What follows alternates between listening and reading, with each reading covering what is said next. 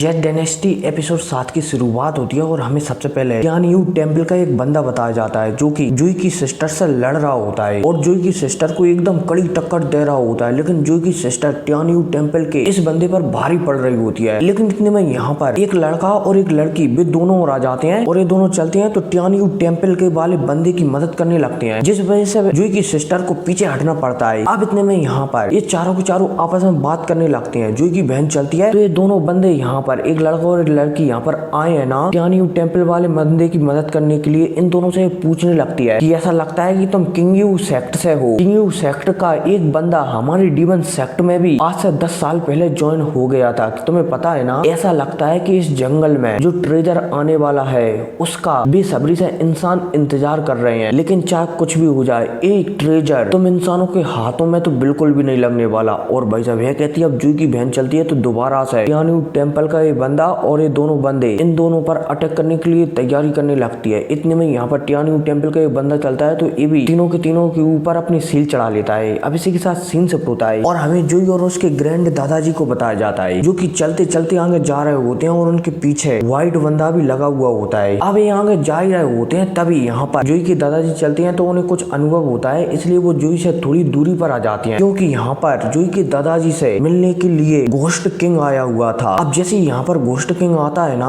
तो जुई के दादाजी चलते हैं तो घोस्ट किंग से कहने लगते हैं कि तुम यहाँ पर किस लिए मिलने के लिए आए हो। घोस्ट किंग चलता है तो जुई के दादाजी से कहने लगता है कि देखो अब तुम कितने ज्यादा बूढ़े हो चुके हो, अगर उस समय तुमने अपनी कल्टीवेशन पर ध्यान दिया होता तो आज तुम मेरी तरह जवान और चिकने चोपड़े होते। ये मेरी ओर से ठीक है, मतलब कि घोस्ट किंग उम्र के बारे में यहाँ पर जुई के दादाजी से बात करने लगता है। साथ ही साथ अब घोस्ट किंग चलता है तो जुई के दादाजी से कहने लगता है कि तुमने आज से कुछ सालों पहले जो तुमने मुझसे कहा था वो एकदम वैसा ही हुआ है। तुमने कहा था कि मेरा परिवार मुझसे दूर हो जाएगा और वैसा ही हो गया है। मेरी वाइफ मुझे छोड़कर जा चुकी है और मेरी बेटी आज से 10 साल पहले ही खत्म हो चुकी है। अब जैसे यहाँ पर घोस्ट किंग एक कहता है ना तो यहाँ पर जुई के दादाजी चलते हैं तो घोस्ट किंग से कहने लगते हैं कि उस समय तो मैंने ये सब कुछ मजाक मजाक में कह दिया था, मुझे क्या पता तुम्हारे साथ ऐसा सब कुछ हो जाएगा। अब जैसे घोस्ट किंग सुनता है ना तो वो जुई के दादाजी पर बहुत ही ज्यादा गुस्सा हो जाता है कि क्या बकवास कर रहे हो। तो जुई के दादाजी चलते हैं तो यहाँ पर घोस्ट किंग को समझाने लगते हैं कि देखो पहले से ही मेरे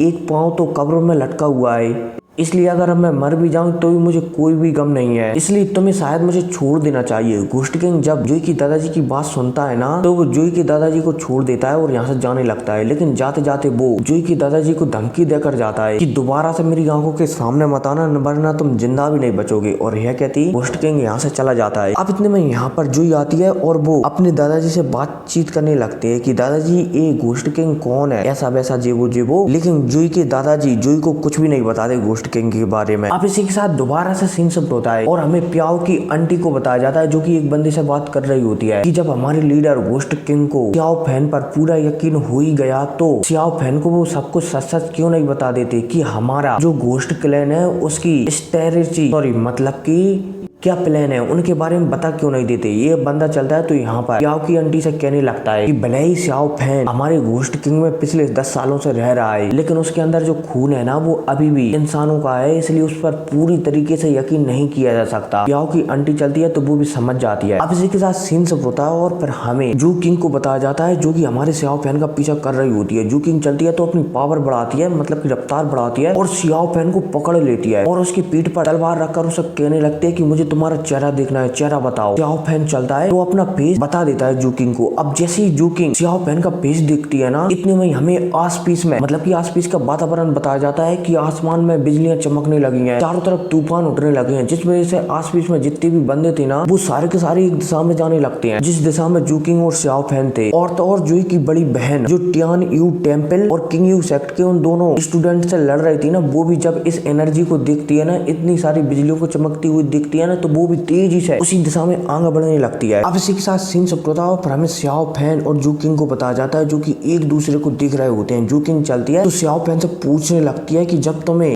तुम मुझे मार सकते थे तो तुमने मुझे मारा क्यों नहीं। सियाओ फैन चलता है तो जू किंग से कहने लगता है कि मैं मेरी बचपन की फ्रेंड को कैसे मार सकता हूँ जिसने मुझे बचपन में हर खतरे से बचाया है। अब जैसे जू किंग यहाँ पर सियाओ फैन की बात सुनती है ना तो वो हैरान हो जाती है। हालांकि जूकिंग भी ये बात बहुत ही अच्छी तरह से जानती है कि बचपन में कई बार सियाओ फैन ने उसे बचाया है। जूकिंग चलती है तो अपनी तलवार को दोबारा से अपनी म्यान में वापस रख लेती है और यहाँ से जाने लगती है। सियाओ फैन चलता है तो जूकिंग से कहने लगता है कि 10 साल हो गए हैं मुझे मेरा नाम सुने हुए, तुमने 10 साल बाद मेरा सियाओ फैन नाम लिया है। जूकिंग चलती है तो यहाँ से जाने लगती है, लेकिन जाते जाते फिर सियाओ फैन चलता है तो जूकिंग से एक बात और कह देता है कि अगर हमारी दोबारा से मुलाकात हुई तो क्या तुम मुझे मारोगी। अब जैसे ही जूकिंग यहाँ पर सियाओ फैन की बात सुनती है ना तो वो हैरान हो जाती है, लेकिन फिर वो सियाओ फैन से कह देती है कि अगर हम दोबारा मिले तो मैं तुम्हें जिंदा नहीं छोड़ूंगी। अब जैसे ही जूकिंग ये कहती है ना तो सियाओ फैन चलता है तो वो भी जूकिंग से कहने लगता है कि ठीक है, मैं यही चाहता हूँ कि तुम मुझे खत्म कर दो। और भाई साहब यह कहकर जूकिंग चली जाती, मतलब कि जूकिंग चलती है तो वो चली जाती है। अब इसी के साथ सीन शिफ्ट होता है और पर हमें दोबारा से प्याओ की आंटी को बताया जाता है जो कि इन शक्तियों को निकलते हुए देख रही होती है। प्याओ की आंटी चलती है तो बगल में उसके एक बंदा खड़ा था, उसे कहने लगती है कि ऐसा लगता है कि ये शक्तियां मिस्टीरियस पर्वत से निकल रही हैं और वहाँ पर बहुत जल्द एक बीस्ट प्रकट होने वाला है। अगर वो बीस्ट प्रकट हुआ तो इतनी आसानी से वो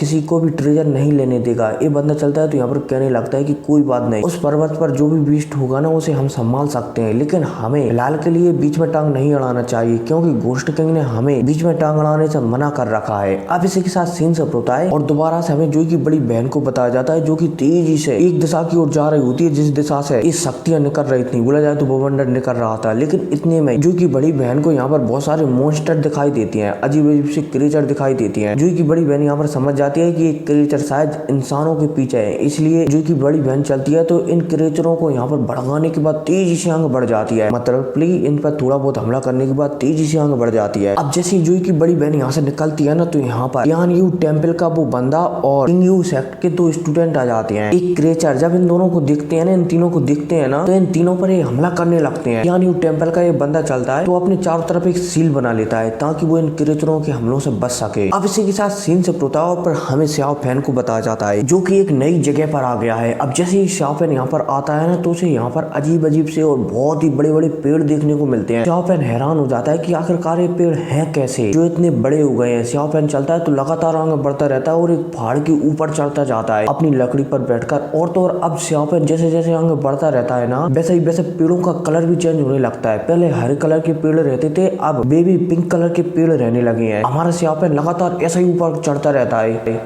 लेकिन जैसे ही हमारा सियाओ फैन सबसे ऊपर पहुंचता है ना तो उसे सबसे ऊपर भी एक बहुत ही विशाल पेड़ देखने को मिलता है जिसकी पत्तियां एकदम गुलाबी कलर की थी। अब जैसे ही हमारा सियाओ फैन इस पेड़ को देखता है ना तो वो हैरान हो जाता है कि आखिरकार ये पेड़ है कैसा और किस चीज का पेड़ है और ये आखिरकार इतना बड़ा कैसे हो गया। और फिर क्या इसी मिस्टीरियस की बात के साथ ये एपिसोड भी खत्म हो जाता है। तो मिलते हैं अगली वीडियो में, टेक केयर।